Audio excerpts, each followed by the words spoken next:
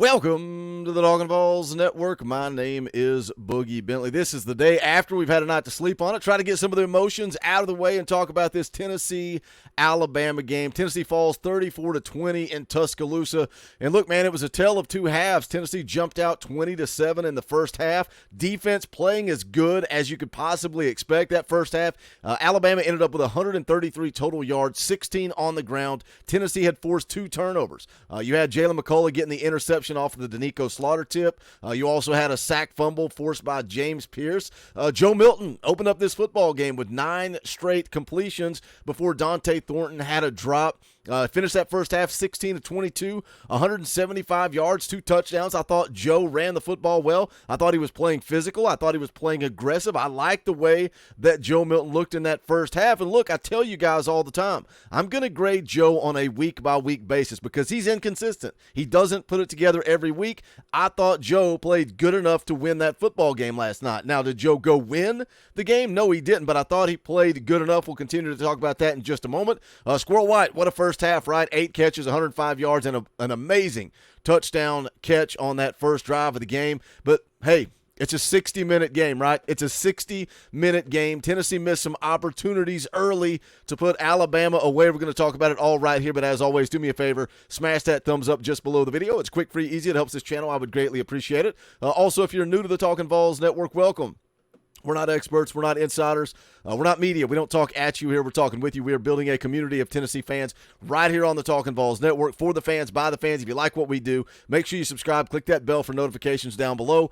You're not going to miss out when we go live or when we drop a video. Going to be live tonight, 7 p.m. Eastern time. That's our fan call-in show where you guys get a voice. You guys come on and run the show. We're going to talk about this Tennessee-Alabama game. We're going to talk about the rest of this season. Tennessee still has something to play for.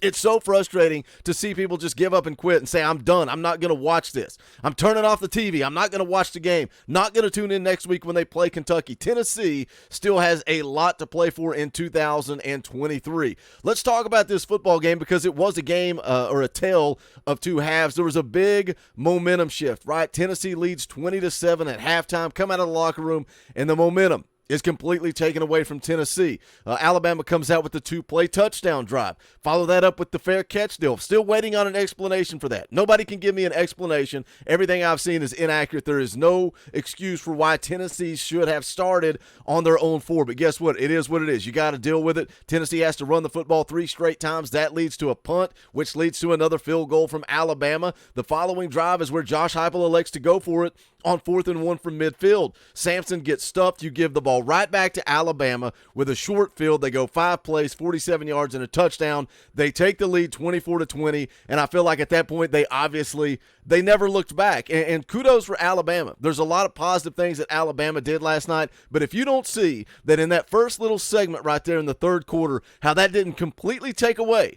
the momentum from Tennessee, then I don't know what to tell you. You're not being true with yourself. The officials played a huge factor in that momentum shift. The fair catch deal, the blatant holding on Tyler Barron. Scroll through Twitter. Go scroll through Twitter and take a look at all the screen grabs of Tyler Barron being held all night long on that touchdown pass particularly.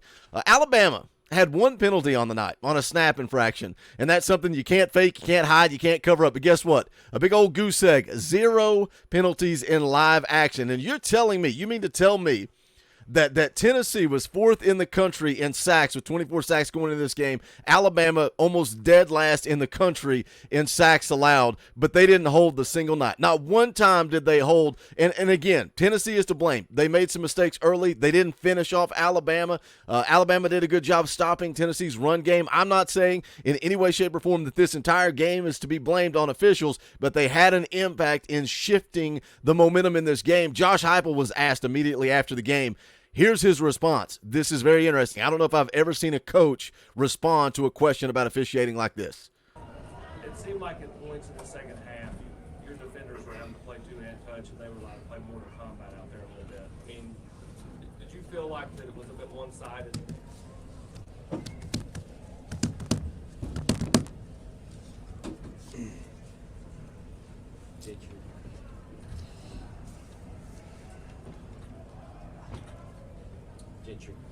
Next question, yeah. Was that long enough silence? Yeah.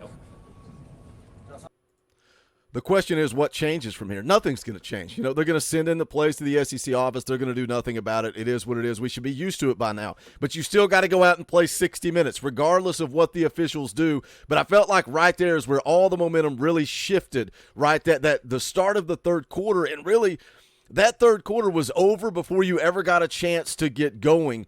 But something else I want to talk about is on Josh Heupel, and that's fourth down decisions and play calling. 4th and inches from your own 34. Early in the game, 6 minutes right before the half, you elect to go for it on 4th down and inches, and you line up in the shotgun and you run speed option. I mean, when he elects to go for it, number one, you're going for it on your own 34. You're giving Alabama an opportunity. Now, nobody got hurt. That ended up leading to the interception, so you were fine with that. You got a quarterback that's 6'4", 6'5", 240 pounds. He's a monster. He was running physical last night. He was playing aggressive last night. I love the spark in Joe's eye last night. I did. I like what I saw from Joe Milton. Line him up under center, get behind him, and push him for the first down. Do it. It's simple. Don't overcomplicate this thing. I don't understand the decision to be backed up on your own 34, 4th and inches, and you don't go under center and run the quarterback sneak. I don't get it. I don't get it. Sometimes it's okay to punt. Third quarter, you're leading 20-17. Your defense is still playing pretty good at that point. 4th and 1 from your own 47. And again, Josh Heupel elects to go for it. And I'm okay with that, because when he goes for it and they convert, we come in here and we talk about how aggressive Josh Heupel is, how Josh Heupel plays to win. When he doesn't convert it, everybody wants to question that. That's part of being a coach. That's why you make millions of dollars. What I don't agree with is the play call. If you're going to go for it, you line up once again in shotgun with the bunch formation. Everybody's crammed in that box, and you go straight dive play to Dylan Sampson. No gain, turnover on downs. Alabama takes over with a short field. I don't understand the play calling. Now, you can kind of go a little further into that with actual play calling. I think Tennessee did a good job. Again, you go back to the first half. Tennessee was moving the football. Tennessee was leading the game 20-7 in the first half. I don't think you can complain about the play calling itself in the first half. And really, you look at the third quarter too, and we just talked about how all the momentum shifted. It's really kind of hard for me to question the play calling in the third quarter. We talked about the fair catch deal. You start with the ball on your 4-yard line, you run the ball 3 times, and then you punt. What else are you going to do? You're going to drop Joe Milton back and try to sling the ball down the field, pin back on your own 4. The next drive is when Heupel elects to go for it on 4th down. The drive after that, you get behind the sticks once again with a holding call. It's 1st and 20. The next possession's the scoop and score. Alabama's up 2 touchdowns, and the game is pretty much over at that point. So we can question Josh Heupel going for it on 4th down and 1, 4th and inches. I don't like those play calls. Overall, I know a lot of you guys were upset with the play calling. Tell me what you're upset about outside of the 4th downs, because I agree with that. I agree with you guys. Is Tennessee too conservative? What are your issues with the play calling, particularly in the second half? Because the first half, Tennessee is moving the football and scoring. Second half, I'm giving my argument. You guys give me your argument. I think a big factor in this football game was Tennessee's ability to put them away early. And yeah, you led 20-7, but Tennessee has struggled in the red zone. Second drive of the game. You go 15 plays, 79 yards, 5.5-minute drive. You get down there in the red zone. Joe Milton goes speed option. He keeps for a yard. You fake the toss, and then you look for Castles in the seam. It's incomplete. You had to throw to Sampson that was incomplete. You settle for the field goal. Third drive of the game. That was right after the James Pierce sack fumble. It's like you got an opportunity here. You forced a turnover. Go put 6 on the board. You get down there in the red zone. You got an incomplete pass to Caleb Webb. Milton runs for a yard. They run the little wheel route to Jabari Small, and he was open. If you get the ball out early, Jabari Small's open. Going to be some physical contact at the goal line, but I think you got a touchdown there. Joe sits on it too long. Jacob Warren comes open, the corner of the end zone. The throw is hot. So we can say Joe played good. I think Joe did play good, but he missed some opportunities. But, hey, that's football, right?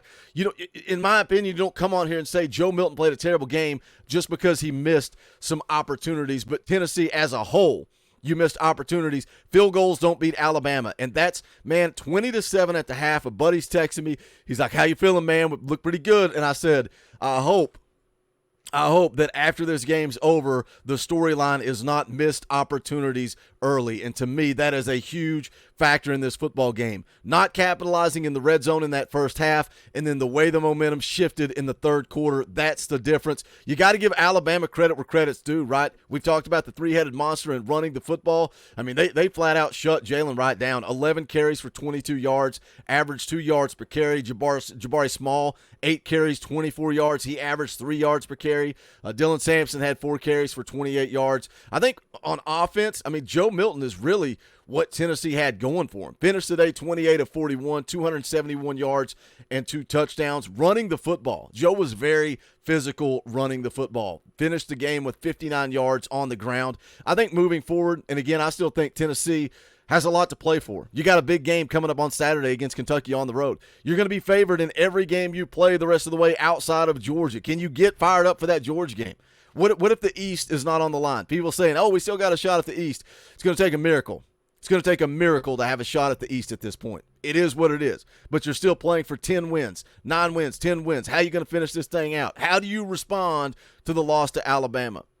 But I think if you're going to have success on the road against Kentucky, on the road against Missouri, when Georgia comes to town, Joe needs to continue to run the football like he ran last night. I like the little speed option stuff they used. Joe, there was one time where he pitched late, and it's like, dude, why are you acting like you're scared to get hit? Go out there and hit somebody in the mouth. Go out there and punch somebody in the mouth. Tennessee's got a lot to play for. How do they respond to the loss to Alabama? I want to hear from you guys in the comments section, but make sure you smash the thumbs up for me because that is quick, free, and easy. And let's talk about it, man. Let's talk about it. What are your thoughts on Joe Milton? Let's grade him on this game against Alabama alone. Do you think he played well? Do you think he played terrible? Are you still ready to bench Joe Milton? What about the play calling? Is Joey Halsley a problem? Are we missing Alex Golish and his eyes in the box?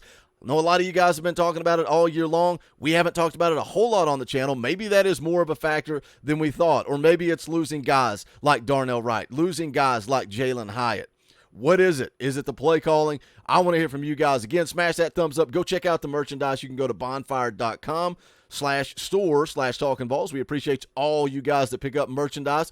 And always shout out to the members of the channel, man. You guys are what keep the light bill paid around here. I'm grateful for your support. You want to be a part of that, hit the join button down below. You can give as little as $1 or you can give a little bit more. Totally up to you. You get access to custom Talkin VAWLS emojis. The fan call-in show coming up tonight, 7 p.m. Eastern time. We usually send that link out to Talkin VAWLS Elite and higher. So you want to be a part of that, come on the show and voice your opinion. You can hit that join button as well. But if not, just smash the thumbs up because that's quick, free, and easy. Jump into the comments section. Let's talk some Tennessee football because this is the Talkin VAWLS Network. My name is Boogie Bentley.